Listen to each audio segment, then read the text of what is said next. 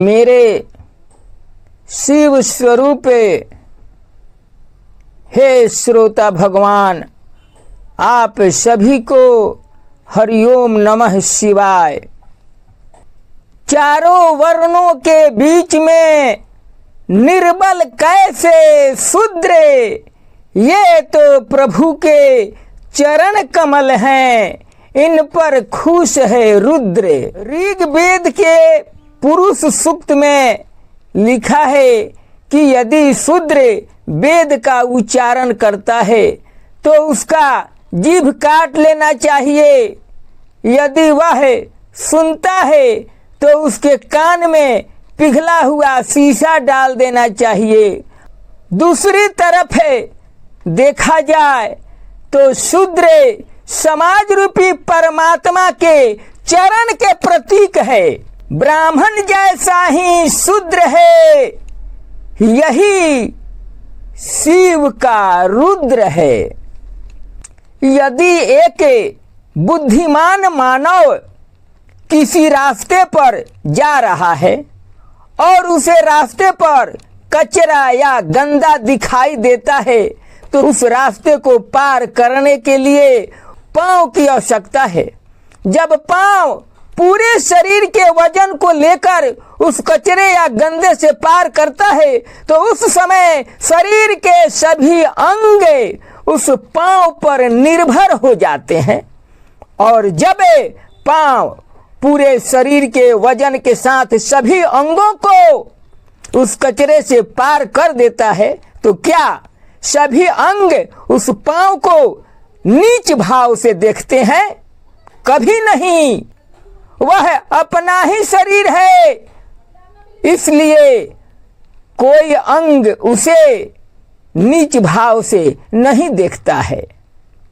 इसी तरह समाज रूपी परमात्मा के चरण को अर्थात शूद्र को आप नीच दृष्टि से क्यों देखते हैं? बाबा तुलसी का विचार है कि मुखिया मुख सो चाहिए, खान पान कहूँ एक, पालहि पोसहि सकल अंग, तुलसी सहित विवेक। जब एक प्रकांड विद्वान पंडित का निधन होता है तो सभी ब्राह्मण समाज उसे शमशान घाट पर लेकर जाते हैं और अग्नि के लिए डोम से निवेदन करते हैं। क्यों? क्योंकि उसी डोम के अग्नि से उसे मरे हुए प्रकांड ब्राह्मण विद्वान का तरण होगा। निवेदन के समय वह डोम उन लोगों से अधिक दान मांगता है और वे लोग दान देते भी हैं, लेकिन जब वही शूद्र दूसरी तरफ एक प्रकांड विद्वान के द्वारा वेद सुनता है तो उसके कान में पिघला हुआ शीशा डाल दिया जाता है। आपने सोचा है कि यदि आपके पांव में एक छोटी कील चुभ जाए तो आपके मुंह से आह की आवाज निकलती है, और जिसके कान में पिघला हुआ शीशा डाला जाता होगा उसकी स्थिति कैसी होती होगी? वह चिल्लाता होगा, तरप तरप कर मर जाता होगा। फिर भी उसके लिए आपके हृदय में दया नहीं आई। आप अपने को ब्रह्मज्ञानी मानते हैं।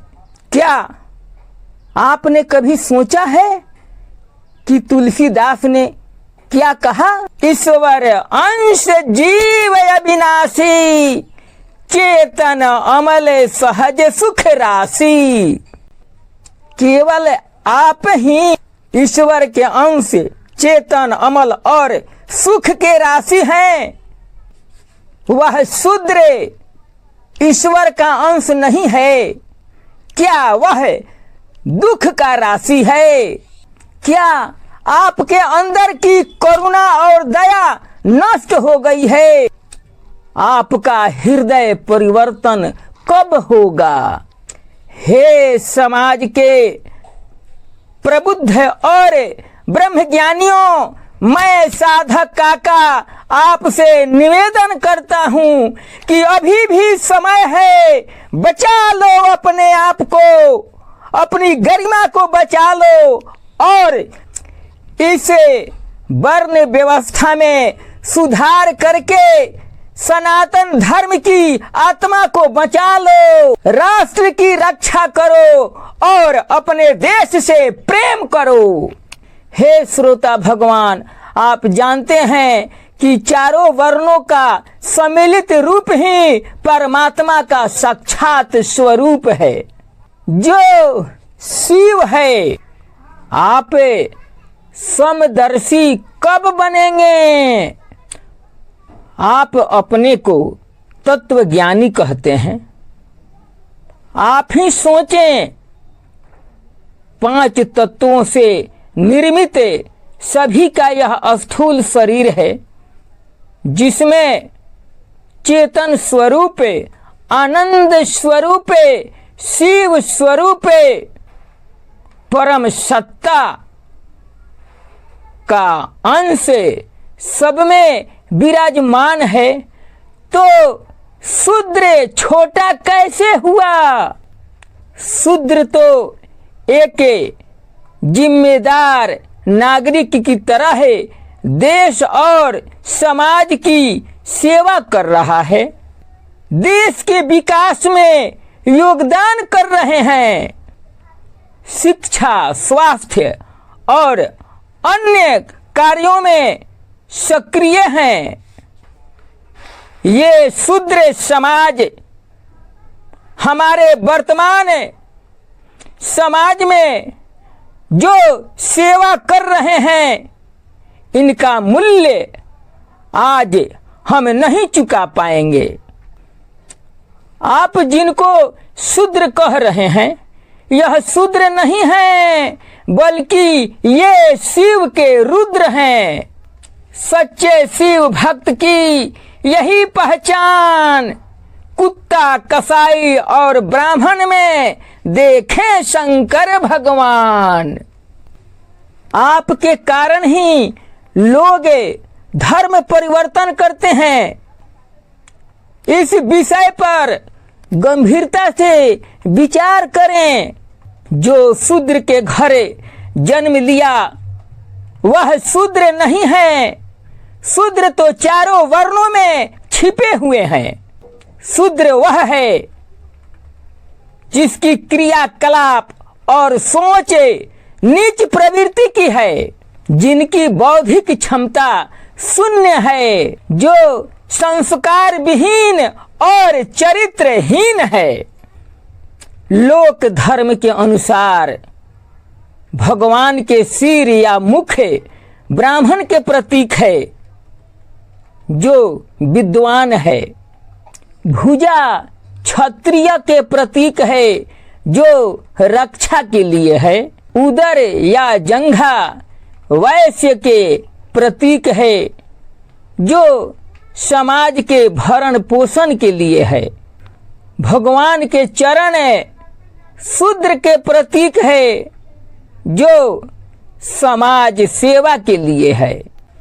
हे श्रोता भगवान, आप ही विचार करें कि जब कोई मानव किसी को नमन करता है तो उसके सिर, भुजा और उदर को स्पर्श नहीं करता है, बल्कि बहुत ही श्रद्धा और विश्वास के साथ उसके चरण को स्पर्श करता है।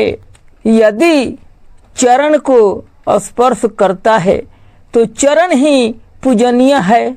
जब चरण पूजनीय है तो चरण ही शूद्र के प्रतीक है।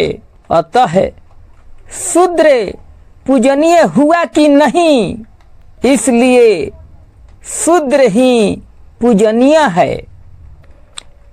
हे मेरे देश के प्रबुद्ध और ब्रह्मज्ञानी, अंत में मैं यही कहना चाहता हूँ कि शूद्र नहीं यह शिव है, शूद्र नहीं यह शिव है, सनातन धर्म का नींव है।